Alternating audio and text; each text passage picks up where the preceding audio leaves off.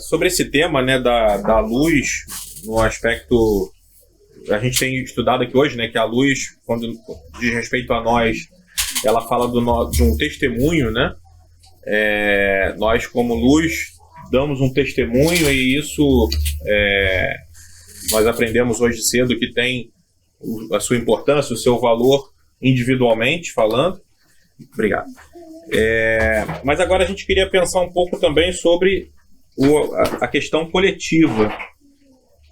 Já tem sido falado, né, alguma coisa pelos irmãos, e nós gostaríamos de avançar um pouquinho nesse tema também, pensando aqui nessa dinâmica, né, nas velas que juntas conseguem fornecer luz aqui nesse lugar, independente da noite, né, da noite escura. Como a campa é mais voltado para jovens, né, eu vou falar um pouco mais direcionado para eles, mas serve para todos, com certeza. Quando nós falamos de testemunho ou responsabilidade individual, ok, né? Acho que todo mundo viu que nós temos um papel, nós temos uma responsabilidade, nós temos um testemunho individual. Mas quando nós falamos agora da assembleia, né? Quando nós falamos daquele grupo de irmãos e irmãs que reúnem num lugar, como é que fica a responsabilidade dos jovens, né? Como fica esse testemunho, essa atitude coletiva, né? Talvez alguns jovens podem pensar, bom, aí não é muito comigo, né? Agora isso aí é com os mais velhos, né? Então, os irmãos mais velhos que têm uma responsabilidade maior, então não preciso me preocupar tanto. Mas é isso que a gente quer, é sobre isso que a gente quer falar nessa noite, sobre essa responsabilidade que é de todos, inclusive dos nossos jovens. Nós gostaríamos de ler 2 versículos como base, né, da nossa palestra sobre o testemunho coletivo. Primeiro, vamos ler 1 Samuel, capítulo 3, versículo 3. 1 Samuel 3. Depois Apocalipse 2, versículo 5.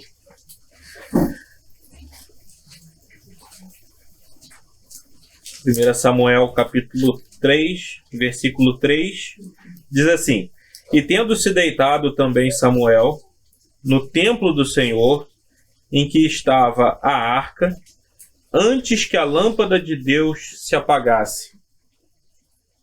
E agora, Apocalipse capítulo 2, versículo 5.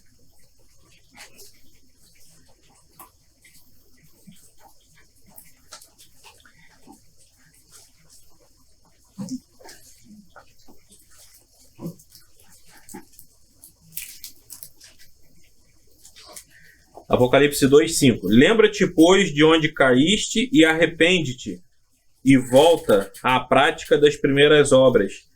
E se não, venho a ti, e moverei do teu lugar o teu candeeiro, caso não te arrependas. O que existe de comum nesses 2 versículos, né? Existe alguma coisa em comum entre esses 2 versículos, né? Algum jovem gostaria de dar um palpite sobre algo que tem nos 2 versículos?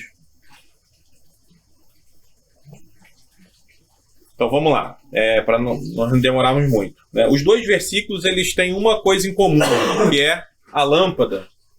Ou, lá em 1 Samuel fala de lâmpada, aqui em Apocalipse fala de castiçal. E é basicamente a mesma coisa para aquilo que a gente quer falar, né? A lâmpada naquela época não era essa lâmpada, né? Era o castiçal. A gente já viu hoje cedo, né? Recipientes com azeite, onde tinha um paviozinho e a pessoa colocava fogo ali naquele pavio, como uma vela, por exemplo, né? E ele iluminava. Lá em 1 Samuel diz que a lâmpada ainda não havia se apagado. E aqui, o próprio Senhor Jesus, se dirigindo à igreja ali em Éfeso, diz: arrepende-te para eu não tirar o castiçal do meio de ti. Porque se não se arrepender, eu vou tirar o castiçal. Então nós temos essa questão em comum, né? Uma lâmpada, um castiçal que estava sob risco de ser apagado, de ser retirado.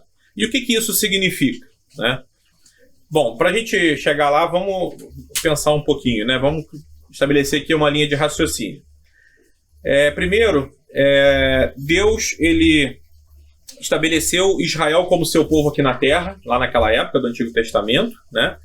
E hoje ele tem novamente um povo que vive sobre a Terra, mas não é um povo da Terra, é um povo celestial, né? Que é a igreja.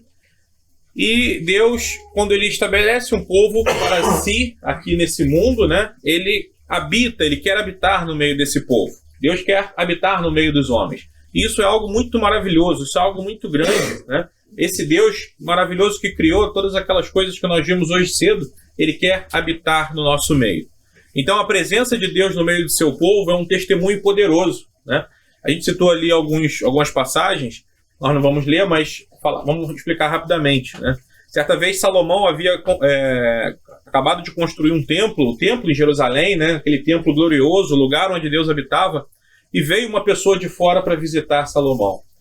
E aquela pessoa, quando chegou em Jerusalém, ela viu toda aquela grande obra que Salomão tinha feito, viu aquele grande edifício que ele tinha construído, viu os sacrifícios que eram oferecidos naquele lugar, viu a ordem que havia sido estabelecida ali, e ela ficou impressionada, né?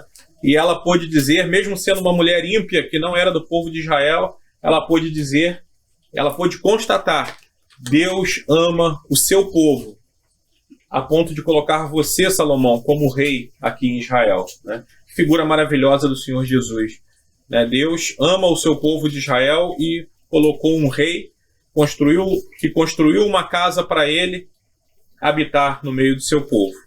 E depois, nessa passagem de 1 Samuel capítulo 4, né, foi uma outra situação, o povo estava andando em desobediência, estava numa batalha, e o povo decidiu levar a arca do tabernáculo para a guerra. Algo que Deus não havia mandado fazer. Não era a vontade de Deus que isso acontecesse. Mas o povo achou que levando a arca eles iam se dar bem naquela guerra. A arca era aquele objeto, aquele mobiliário que tinha no templo, que representava a presença de Deus no meio do seu povo. E o que aconteceu? O inimigo, ao saber disso, se amedrontou, né? O inimigo pensou, bom, agora o que vai ser de nós, né? Já que aquele Deus que livrou os israelitas lá do Egito, que conduziu o povo pelo deserto, agora eles estão trazendo a arca, a presença de Deus para o meio da batalha. Então isso nos mostra como a presença de Deus no meio do seu povo é um testemunho poderoso. E no nosso tempo atual, né, nós podemos fazer aqui um paralelo. O templo, né, não é mais aquele edifício físico, aquele prédio construído ali em Jerusalém, mas é a igreja, né? A igreja é a casa de Deus, a igreja é o edifício, o lugar onde Deus habita, né? O Espírito Santo, ele habita individualmente em cada um de nós. A palavra de Deus diz que aquele que crê, ele recebe o Espírito Santo, ele é selado com o Espírito Santo, ele passa a ser um templo do Espírito Santo. O Espírito Santo habita coletivamente no nosso meio, né? O Espírito Santo é que forma esse corpo. Até aqui nós falamos sobre a casa, né? Um aspecto, uma figura da igreja, mas aqui nós vamos falar agora sobre o corpo. E é o Espírito Santo que forma esse corpo, que forma esse organismo espiritual que é a igreja, e ele habita na igreja. E o próprio Senhor Jesus disse que onde estivessem 2 ou 3 reunidos ao seu nome, ele estaria no meio. Então, nós temos Deus habitando no nosso meio, Deus está conosco, Deus faz morada onde pessoas... ele faz morada na igreja, né, individualmente e coletivamente. E por conta disso, né, já que nós somos então a casa de Deus, nós precisamos compreender que a casa precisa estar em ordem, né? A casa precisa estar limpa, a casa precisa estar arrumada, porque Deus não habita numa casa, ou não quer habitar numa casa suja, numa casa cheia de entulho, cheio de lixos, cheio de bagunça, né? E essa responsabilidade de manter a casa organizada, ela é dos jovens também, né? Não é só dos irmãos mais velhos, não é só daqueles irmãos que estão na linha de frente, mas os jovens também têm essa responsabilidade, né, de manter essa casa em ordem. Então agora a gente vai aprender um pouquinho com Israel, né? Israel era aquele povo de Deus aqui na terra, aquele povo que tinha um edifício onde Deus habitava ali, né? Primeiro foi o tabernáculo, uma tenda, né? Inclusive, né, olhando ali aquelas barraquinhas, eu fiquei pensando um pouco, né, como era antigamente, na festa dos tabernáculos, né, o povo comemorando aquele dia, uma festa do povo de Israel. Mas, vamos lá. O tabernáculo, né, era aquele edifício que era, inclusive, o edifício aqui na época de Samuel. Depois Salomão constrói o templo, mas o objetivo era o mesmo, né? E qual era o objetivo? Primeiro, estabelecer um lugar onde Deus ia habitar no meio do seu povo. Então, Deus deu orientações claras para como esses lugares deveriam ser, o tabernáculo e depois o templo. E uma característica é que eles eram totalmente fechados, né? Não era como a casa do Júlio aqui, que tem janela na frente, tem janela do lado. Não. O tabernáculo, ele era uma tenda, né, totalmente fechada. Isso significa dizer que não entrava luz de fora para dentro, né? Não havia, por exemplo, vamos abrir aqui um pouquinho a janela para entrar a luz do sol agora. Não. Se você entrasse dentro do tabernáculo, você poderia ficar em completa escuridão, mas não ficava, por duas razões, né? Porque havia duas fontes de luz internas. A luz era gerada, portanto, dentro do edifício, né? E uma delas ficava no Santo dos Santos, um dos compartimentos, né, daquela tenda, que era onde ficava a arca, né? E a palavra de Deus diz que a glória de Deus habitava ali, portanto havia ali uma luz sobrenatural, né? Uma luz que era a luz da própria presença de Deus ali. E no lugar santo, que era um outro compartimento maior, havia um candelabro, né? Nossos jovens sabem o que é um candelabro? Sabem, né? Alguns devem saber. Um candelabro era um objeto, né, que tinha, nesse caso, 7 lâmpadas, né? 3 braços de cada lado, mais a haste do meio. Então eram 7 lâmpadas e eles colocavam azeite, né, como nós vimos cedo. O azeite é uma figura do Espírito Santo, ele é importante nesse assunto, né? E aquelas 7 lâmpadas ali ficavam acesas, então, naquele lugar. Então nós tínhamos dentro do Santo dos Santos a glória de Deus, e do lado, no outro compartimento, no lugar santo, nós tínhamos o candelabro que ficava aceso, né? Essas 7 lâmpadas ficavam acesas, e com isso ele iluminava a sua frente, né? O espaço que tinha diante dele. E o que tinha diante dele era a mesa dos pães da proposição, que era um outro utensílio que tinha, uma mesinha, né, com 12 pães espalhados em cima dessa mesa, né? E o que isso tudo quer dizer? Isso tudo quer dizer que todos aqueles utensílios, eles falam da pessoa do Senhor Jesus em algum aspecto, né?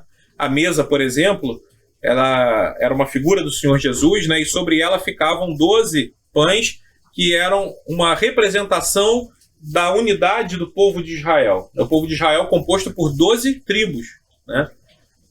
Então as 12 tribos ficavam ali sobre aquela mesa, ou seja, eram sustentadas, a unidade do povo de Deus era sustentada pelo próprio Senhor Jesus, né? Ainda que eles não o conhecessem, né, naquela época, mas a base de sustentação do povo de Deus é a pessoa do Senhor Jesus.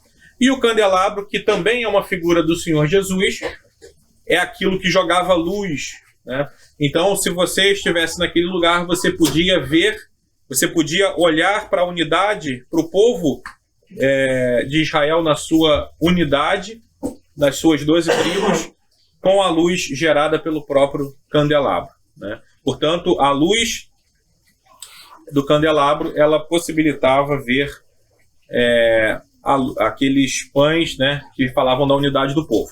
E o candelabro, então, ele tinha esse papel, né? Porém, apesar de toda essa bela estrutura, né, esse belo lugar, né, declínio moral e espiritual. E nós poderíamos citar algumas coisas que aconteceram, né? por exemplo, lá no livro de Juízes, diz que cada um fazia o que parecia reto aos seus olhos, né? Então imagina agora um povo que deveria andar em unidade, né, como aqueles 12 pães representavam. Agora cada um seguia o seu próprio caminho, cada um fazia o que queria. Eles andavam em total independência uns dos outros, né? E também aconteceu depois uma divisão naquele povo, né? Eram 12 tribos, mas 10 tribos ficaram de um lado e 2 tribos ficaram de outro, de maneira que, inclusive, eles vieram até a quase se enfrentar em alguns momentos, né, em batalhas. As 10 tribos, em algum momento, se aliou a reis estranhos, né, para tentar lutar contra as 2 tribos. Situação triste, né? Enquanto lá dentro do templo haviam 12 pães sobre aquela mesa, na prática eles estavam voltados uns contra si, uns contra os outros, né? Isso é uma mostra clara do declínio moral e espiritual do povo de Israel. E lá em 1 Crônicas, versículo 36, na verdade é 2 Crônicas, capítulo 36, diz lá que uma das razões pelas quais o povo foi levado cativo para a Babilônia é que eles contaminaram a casa do Senhor, né? Aquele edifício espiritual onde Deus habita havia sido contaminado. E qual é o resultado disso tudo? O que Deus faz quando o seu povo chega a essa situação, né? Primeiro, Deus é longânimo, né? Ele vai tentando, ele tenta nos mostrar o caminho, né? E aqui em 1 Samuel havia essa indicação, capítulo 3, versículo 3, que nós lemos, né? Ali diz que a lâmpada ainda não havia se apagado, ou seja, o testemunho ainda não havia sido retirado, mas esse ainda mostra que era algo que estava para acontecer, né? E veio a acontecer de fato, né? Como resultado dessa desobediência, desse declínio, Deus retirou a sua glória do meio do povo. Deus retirou a sua habitação do meio do povo, né? Imaginemos agora que Deus estava habitando ali, né, esteja habitando no nosso meio, e de repente Deus se levanta e sai. Ele não pode mais ficar no nosso meio porque nós estamos em desobediência. A casa está em desordem, né?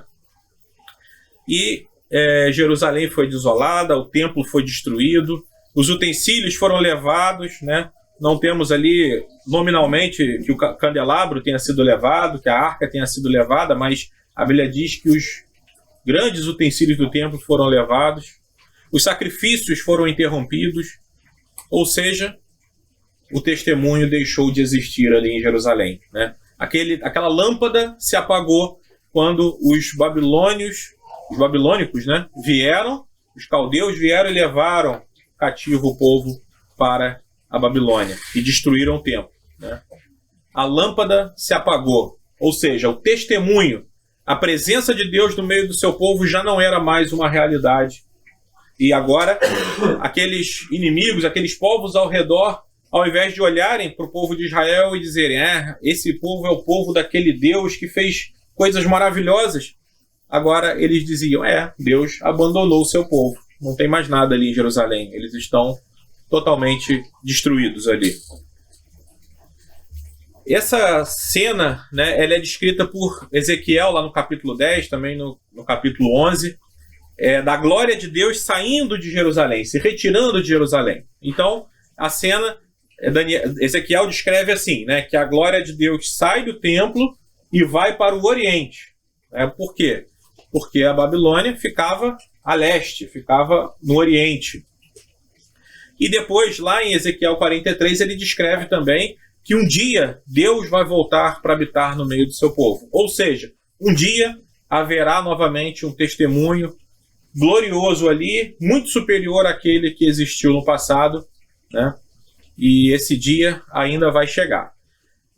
Só que existe um outro significado também para essa profecia de Ezequiel, né? Essa profecia que apontava, num primeiro momento, para aquele evento ali, né, para a saída, para a destruição do templo e a retirada do povo para a Babilônia, também falava a respeito da pessoa do Senhor Jesus, né, que nós já vimos aqui, que é a luz de Deus, né, no seu estado mais perfeito, né? Por quê? Porque o Senhor Jesus, quando esteve aqui na terra, ele foi rejeitado por esse povo, né? E ele foi tirado da cidade para morrer fora da cidade, né? E depois disso, ele vai até o Monte das Oliveiras, depois que ele ressuscita, né? Ele vai até o Monte das Oliveiras que fica na parte oriental da cidade, e dali ele vai para o céu, né? Então, na verdade, tudo isso que aconteceu no passado mostrava que a rejeição do Filho de Deus era o grande significado, né, daquela glória de Deus deixando Jerusalém pela parte oriental da cidade. Mas também aprendemos que um dia o Senhor Jesus vai voltar para o seu povo. E por onde ele vai voltar? Pela parte oriental. Ele vai vir pelo Monte das Oliveiras e vai entrar em Jerusalém para que a glória de Deus habite em Jerusalém novamente, como nunca antes aconteceu, né? Então essa lâmpada, um dia ela será acesa novamente ali em Jerusalém. E por que a gente está falando sobre Israel, né? Porque Israel é uma... Paulo fala lá aos Coríntios, né, que o que aconteceu com Israel é uma figura através da qual nós podemos aprender também para a igreja, né? Aprender lições para a igreja. Então, assim como foi com Israel no passado, isso pode acontecer e tem acontecido também com a igreja, né? E no aspecto universal, a unidade da igreja ela não é mais visível, né? Assim como aconteceu com Israel naquela época, né, que as 12 tribos se dividiram, ficou um país totalmente dividido entre si, a igreja, em seu aspecto universal, ele também, essa unidade ela também não é mais visível, né? Quando ela começou lá no início em Jerusalém, era visível, né? Todo mundo que olhava, né, que queria conhecer a igreja, que queria ver a igreja, podia ver as pessoas reunidas no mesmo lugar ali em Jerusalém. Mas depois vieram as divisões, veio o declínio espiritual, né? E vários grupos foram se formando até que essa unidade não pode mais ser vista hoje no aspecto universal, né? Isso, portanto, representa um enfraquecimento do testemunho, né? O Senhor Jesus, lá no Evangelho de João, no capítulo 17, ele fala sobre a importância da unidade como um testemunho para o mundo. Porém, se no aspecto universal, né, a igreja não pode mais ser, a unidade da igreja não pode mais ser reconhecida, apesar de que ela existe, né? É um corpo. Um corpo ele tem a unidade em si, mas ela não pode mais ser reconhecida. O que dizer agora do aspecto local da igreja, né? Nesse caso, nós ainda ainda podemos preservar esse testemunho. Nós ainda podemos preservar essa unidade. Nós ainda podemos preservar a santidade da casa de Deus, né? No aspecto local. Por isso nós, inclusive, usamos às vezes a expressão o testemunho local, né? O testemunho local aqui em Piracicaba, o testemunho local ali em Diadema, o testemunho local em Teresópolis, em Curitiba, em Itatiba, não sei se tem outros locais representados aqui, Alvorada, né? Então o testemunho local, ele está ali e nós podemos zelar por ele e devemos zelar por ele. E isso é uma responsabilidade também dos nossos jovens, né? Portanto, na nossa localidade, nós devemos manter o castiçal, a lâmpada acesa, né? Devemos zelar por isso. O Senhor Jesus, quando falou a Éfeso, ele disse, arrepende-te, né? Éfeso estava praticando obras diferentes daquelas que eles tinham praticado no início. E o Senhor Jesus então diz, arrepende-te para que eu não retire de ti o castiçal, né? O castiçal é a própria igreja, é o próprio testemunho. E o Senhor Jesus, então, se não houvesse arrependimento, em algum momento ele teria que retirar o castiçal, retirar o testemunho. A lâmpada ia se apagar. E aí o que ia existir ali? Apenas um grupo de pessoas cantando hinos, lendo a Bíblia, mas sem que houvesse, de fato, esse testemunho da presença de Deus no meio do seu povo. Então, a trajetória da igreja em Éfeso, ela nos ensina, né, para que nós possamos zelar pelo testemunho no lugar onde nós estamos, né. Éfeso começou muito bem, né. Paulo, ele teve um extenso ministério ali naquela cidade, né? Pelo menos 2 anos Paulo esteve ali pregando, ensinando, transmitindo para aqueles irmãos, né, a palavra de Deus, vendo o crescimento ali. Depois disso, ele escreveu uma carta contendo aspectos elevados da fé cristã, né? Paulo escreve uma carta para Éfeso, né, para os irmãos ali em Éfeso, para a igreja ali em Éfeso, que tinha ensinamentos profundos, né, que somente irmãos que tivessem espiritualmente fortes conseguiriam desfrutar daquela carta na sua plenitude. Mas as coisas começaram a declinar depois, né? Quando Paulo escreve a primeira carta a Timóteo, já havia problemas em Éfeso, falsos ensinadores ali. Paulo escreve a Timóteo para que ele fosse até Éfeso e cuidasse ali, advertisse eles ali sobre falsos mestres. Depois disso, na segunda carta a Timóteo, Paulo fala que os da Ásia haviam abandonado ele, né? E a principal testemunho ali na Ásia era em Éfeso. Eles agora haviam abandonado Paulo. Olha como as coisas caíram rapidamente, né? E agora, em Apocalipse, o último registro, né, desse testemunho local, um ultimato ao arrependimento, né? O Senhor Jesus fala diretamente aquele testemunho. Diz, olha, arrependam-se para que eu não retire de vocês o castiçal. Deus é longânimo. Ele espera pelo nosso arrependimento. Ele zela pela sua casa. Ele quer manter a chama acesa. Ele quer manter a lâmpada acesa. Mas nós precisamos zelar por isso, né? Nós precisamos cuidar para que seja assim, né? E isso é uma responsabilidade de todos os irmãos e irmãs, de todos os jovens, né? Não é uma responsabilidade só de alguns, é uma responsabilidade de todos, né?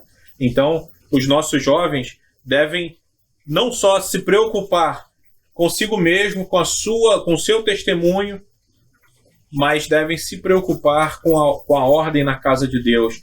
Devem se preocupar se as reuniões estão sendo feitas na direção do Espírito Santo. Devem se preocupar se os irmãos não estão sendo negligentes com aquilo que Deus estabeleceu para cada um de nós, para o seu povo reunido, né? Com questões importantes da palavra de Deus. Os jovens precisam se empenhar nisso também, né? E se um dia, né, na localidade em que nós estamos, nós declinarmos ao ponto de o testemunho ser tirado, nós vamos passar a estar ali apenas para, como diz, né, o ditado, cumprir tabela, né? Mas o Senhor Jesus não estará mais no meio das nossas reuniões, não estará mais no nosso meio, né? O que aconteceria se nós agora apagássemos essas velas? Ficaríamos totalmente no escuro aqui, né? Será que nós queremos isso para nosso testemunho local? Será que nós queremos isso para a nossa localidade? Então, é sobre isso que nós queríamos falar nessa noite, sobre essa responsabilidade coletiva que nós temos, né? Nós não somos independentes uns dos outros, pelo contrário, né? Nós devemos nos juntar com o mesmo propósito, que é estar ao redor do Senhor, que é dar a Ele o lugar que Ele merece no nosso meio, né? O povo de Israel foi se distanciando de Deus ao ponto de que eles não mais reconheciam os direitos de Deus no meio do seu povo, no meio deles, né? Aquela arca lá no templo era apenas uma formalidade, era apenas uma peça de museu para eles. Aquilo não tinha mais valor para eles. Deus não quer habitar no meio de um povo nessas condições. Ele então se retira, né? E na igreja também pode acontecer isso, né? Precisamos reconhecer o lugar do Senhor Jesus, precisamos reconhecer os seus direitos sobre nós, sobre o seu povo, e assim Ele terá prazer em habitar junto conosco. A lâmpada continuará acesa, nós teremos a luz que nós precisamos enquanto estivermos aqui nesse mundo.